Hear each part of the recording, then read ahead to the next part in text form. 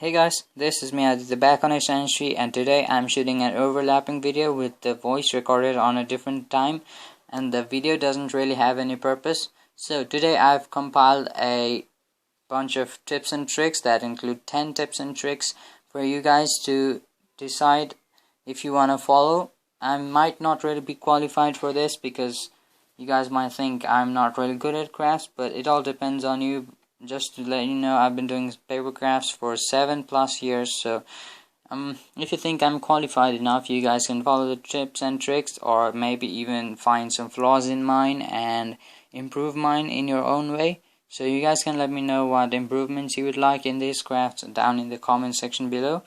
So right, let's get started with our number 10 tip. So number 10 trick is do real life tests and try and overcome the flaws you notice in your crafts. And to do this, you can use blueprints. You can draw the pictures of what you want your final product to look like. So this will really help you in overcoming the flaws. But just in case you've already made the craft and you want to make it as perfect as possible, do real life tests.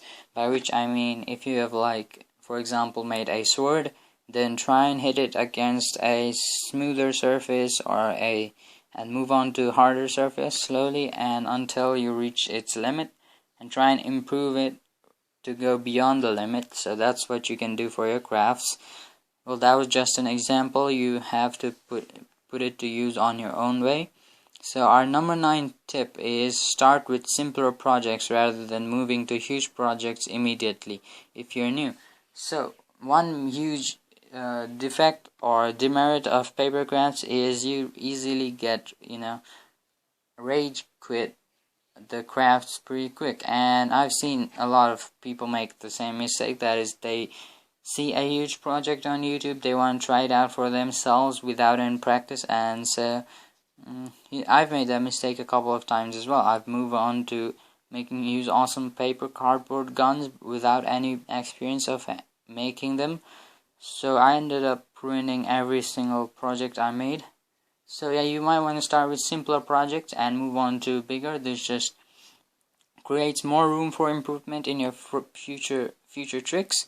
So that's number 9. Moving on to number 8, we have do what you enjoy and turn it into your hobbies. So there's no necessary need to do what other people say. Like, people might want you to make stuff that you might not want to make. So if you really don't have intentions of making that, just don't make it, because it's just not going to be worth your time. It will not turn out as you want. So just do the crafts that you really want to make and you really think that can improve your skills as well, and try and make them into hobbies, by which I mean I have my own hobby that is a paper craft. So in my free time, when I don't have anything to do besides watching anime, I just put on my AirPods, listen to some songs, and do some paper crafts, like big ones. And yeah, there's no need to be conservative as well. Just think as if you have unlimited tape, unlimited paper. Just in that way you have to keep on doing the crafts. That's something my dad told me when I was little. I used to be conservative with the paint I had while doing arts. He said, I'll buy you as many cans of paints as you want, just give your best. So that's what I want you guys to do as well. But in case of big projects, you might need really expensive stuffs, but in that time you might want to be a bit conservative, because money is also a huge thing, Okay, moving on to the 7th paper craft tips. We have don't hesitate to redo or rebuild some of the parts. So this one is a huge game changer for many craftsmen, because redoing is really boring for many people, even for myself. In my tutorial video especially, I try and put away redoing as much as possible. If there are some mistakes, I try and overcome them by not redoing, because it really takes a long time, but that's not what you should be doing. To develop the perfect skill and the perfect craft in the end, you just need to rebuild, and that's just the way of developing yourself. Okay, number 6 tips and tricks is think of solutions to overcome your problem in a peaceful environment. So This might not make sense at the first glance, but this basically means do not rage quit, just find solutions slowly. And that's one of my biggest defects. I rage quit pretty early. Like, I make a craft, it doesn't turn out as planned, I either tear it away or just chill, and in a span of few hours I get back to it and repair it again. So yeah, you should do the latter version, that is repair, instead of just destroying the craft itself. But sometimes, it feels good to destroy your own craft when it doesn't turn out as planned. Well, that's pretty weird to say, but it has happened to me a couple of times. So that's my number 6 tip. Now we have, that was number 6. Now I have number 5. It is fine to use some of your own ideas, by which I mean preferring originality is not really that necessary. You can bring your own ideas, and you don't really need to make it like exact copy, exact replica of the original thing.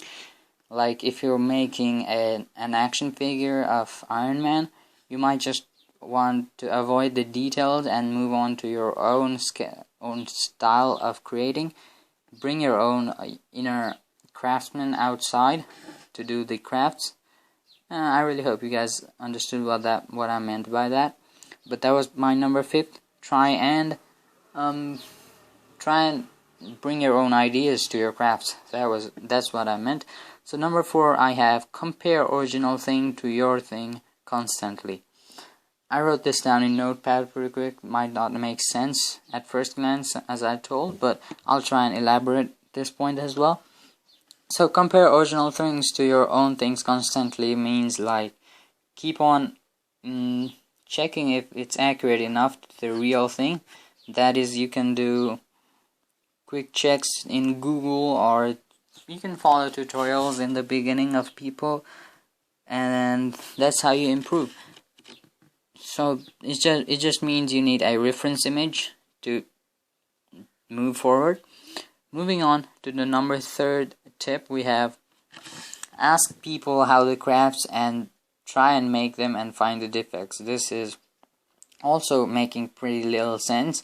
I just mean that you guys can get some solutions to your problems from other people as well, or you can create problems to find solution yourself. So this means you guys can ask people to find the defects in your item or your craft and overcome it by creating your own solutions in a peaceful environment. So you guys want to show it to your parents, your friends, or even internet people like YouTube, and they can help you find the problems in your craft, and you can practice to improve them. So that's our number 3 tip. Moving on to number 2 tip, use movies for inspirations. So movies here doesn't necessarily mean movies, it means animes, games, or some great occasion, your culture, traditions, or YouTubers. Yeah, that's inspiration. Use inspirations. So by this, I could give you one example. So if you've finished watching, let's say, Demon Slayer or any other anime, you just want to you have a burning inspiration for making swords, I believe. I do kind of have that inspiration in me, the burning passion. And if I watch John Wick, I want to make a gun. That's just what happens naturally to me. So if you do have that kind of awesome gift, then you might want to try and use the movies for your paper crafts. So it will benefit you a ton. You guys can get the inspiration, and inspiration means a really lot while doing anything like arts. You can make arts good if you're inspired enough. So yeah, that's the number 2 tip. And the number 1 tip that you might be waiting for from the beginning is pretty simple. It's just practice. Yes, in most of the videos it's pretty cliche because the number 1 tips are pretty stupid, but like the other videos, this one is pretty similar as well. This might sound stupid, just practice, but it really is a huge thing. I learned that practice is the best thing last year in my art competition. I'm not really a great artist, but I did like the same art over and over for 12 times. Like, it was a big art, like really awesome art. It was for Nepal Japan Tokushima championship, art championship, and we had to make a relation kind of thing, and I won the first medal prize for junior division, all because of practice. I'm not even joking. I did like 12 of the same arts over and over and made a masterpiece in the competition finally. So yes, that's the number one tip: practice. It's the same for every single thing.